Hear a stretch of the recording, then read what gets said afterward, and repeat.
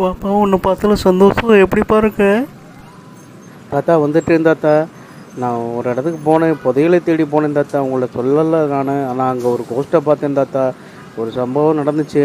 அதில் கோஸ்ட்டு எனக்கு மகிழ்ச்சி அடைஞ்சு எனக்கு கிஃப்ட்டு கொடுத்துருக்கு தாத்தா. வீட்டில் கிஃப்ட் இருக்குன்னு சொல்லியிருக்கு தாத்தா. ஆமாப்பா, நம்ம வீட்டில் ஒரு பெரிய கிஃப்ட் இருந்துச்சுப்பா. அதை நான் பார்த்தேன். உள்ள தங்கம் வைரம் எக்கச்சக்கமாக இருந்துச்சு. நான் போலீஸ் ஸ்டேஷனுக்கு சொல்லலாம் தான் நடந்து வந்துட்டுருக்கேன்ப்பா. தாத்தா போலீஸுக்கு எதுவும் சொல்லிடுற, அதெல்லாம் சொல்லாதீங்க தாத்தா. எனக்கு அந்த கோஸ்ட் எனக்கு கிஃப்டாக கொடுத்தது. அது யாரும் கொள்ளையடிச்சதில்லை. கோஸ்ட் எனக்கு அன்பளிப்பாக கொடுத்தது. போலீஸ்லாம் சொல்லாதீங்க தாத்தா, அங்கே போக வேண்டாம். அப்படியாப்பா, அப்போ போலீஸ்லாம் சொல்ல வேண்டாமா? ஒன்றும் பிரச்சனை ஆகாதில்ல? பிரச்சனை இல்லைன்னா ஓகேப்பா. ஒரு பிரச்சனையும் இல்லை தாத்தா. அது கோஸ்ட் எனக்கு அன்பளிப்பாக கொடுத்தது தாத்தா.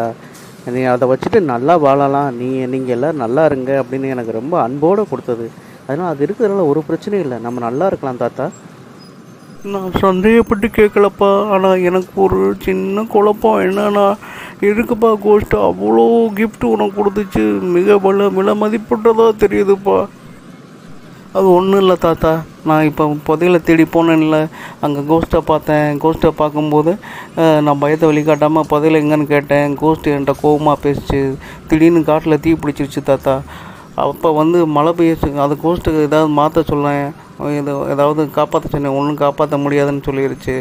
அப்போ கடவுள்கிட்ட வேண்டுனேன், மழை எல்லாமே சரியாயிடுச்சு தாத்தா. அப்போ கோஸ்ட்டு எனக்கு மனம் மாறி கடவுளை என் மனத்திற்கு நன்றின்னு சொல்லிவிட்டு எனக்கு கிஃப்ட் கொடுத்துச்சு தாத்தா. வேறு ஒன்றும் இல்லை தாத்தா. ஓ அப்படியா?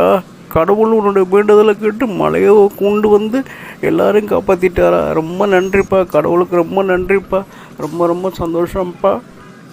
ஆமாம் தாத்தா, உண்மைதான் தாத்தா. கடவுள் எனக்கு உதவி செஞ்சார் தாத்தா. மலையை உருவாக்கி காட்டில் இருக்க தீயை அணைச்சி எல்லாரையும் காப்பாற்றிட்டார் தாத்தா. எனக்கு ரொம்ப நம்பிக்கை இருக்குது.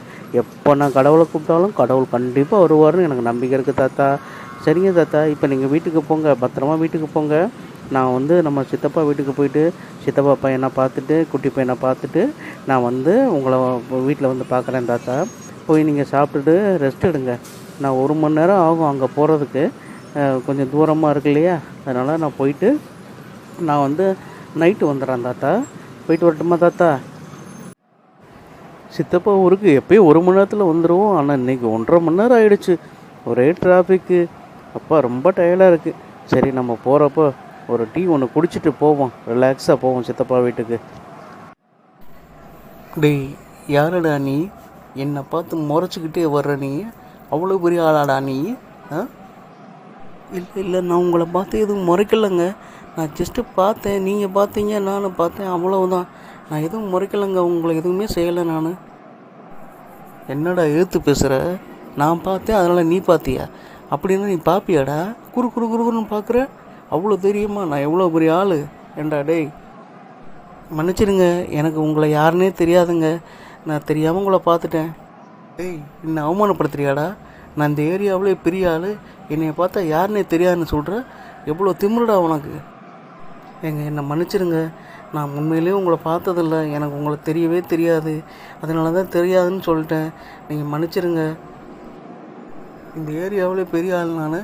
என்னை பார்த்தா எல்லோரும் பயப்படுவாங்க, மரியாதை கொடுப்பாங்க. என்னை கண்டு முறைச்சது இல்லாமல் என்னை தெரியாதுன்ட்டு நக்கல் பண்ணிக்கிட்டு என் கூட நின்று பேசிக்கிறீங்கடா நீ? என்ன தைரியண்டா உனக்கு? பாருங்கள், நான் உங்கள்கிட்ட எந்த பிரச்சனையும் பண்ண வரல. எனக்கும் இது உங்களுக்கும் எந்த விதமான பிரச்சனையும் கிடையாது. ஏதோ உங்களை பார்த்துட்டேன், தெரியாமல் பார்த்துட்டேங்க. ஆனால் ஒன்று தெரிஞ்சுக்கோங்க, நான் சொன்ன கடவுளே ஒரு பெரிய ஆபத்தையே சரி பண்ணாங்க. அப்படி இருக்கிற நான் போய் உங்கள்கிட்ட சண்டை போடுவோம் நான்? சொல்லுங்கள். அவ்வளோதாங்க. என்னடா நீ பெரிய கடவுளை பார்த்தவனுங்க இங்கே புருடா விட்டுக்கிட்டு கதை விட்டுக்கிட்டு அலையிற நீ? ஏண்டா அப்படி சொன்னால் நான் பயந்துருவேனா? இப்போ எனக்கு தெரியாது, என்ன பண்ணுவேன் ஏது பண்ணுவே தெரியாது. நான் கடவுளை உணரணும். அதுக்கு நீ ஒரு வழியை உருவாக்கி காட்டணும். இங்கே இப்போ எனக்கு செஞ்சு ஆகணும். உன்னை விட மாட்டேன்டா நான்.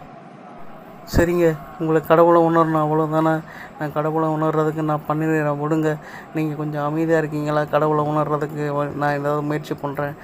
கடவுளே, கடவுளே, எப்படியாவது இங்கே நீங்கள் இருக்கிறத உணர வைங்க கடவுளே. தயவு செஞ்சு கடவுளே, ப்ளீஸ் கடவுளே. ஐயோ! நம்ம அன்னைக்கு கடவுளை ரெக்வஸ்ட் பண்ணோம் வந்தார். நமக்கு கடவுள் இருக்கிறாருன்னு உணர வச்சார். இன்றைக்கி நம்ம எவ்வளோ ரெக்வஸ்ட் பண்ணி ஒன்றுமே நடக்கலையே, என்ன செய்கிறது? ஐயோ! இவர்கிட்ட வர மாட்டிக்கிட்டேனே. ஆ இப்போ ஐடியா வந்துருச்சு. நம்ம கோஸ்ட்டு நம்ம எப்போ நினச்சாலும் வருவேன்னு சொன்னாங்களே. ஓகே கோஸ்ட்டு, நீங்கள் கொஞ்சம் வாங்களேன், உங்களை மனசுலேயே நான் வேண்டி கூப்பிட்றேன், வாங்களேன் ப்ளீஸ். என்ன என்னை கூப்பிட்ருக்க, மனசில் நினச்சிருக்க? என்ன விஷயம் சொல்லு. நான் உனக்கு என்ன உதவி செய்யணும் சொல்லு.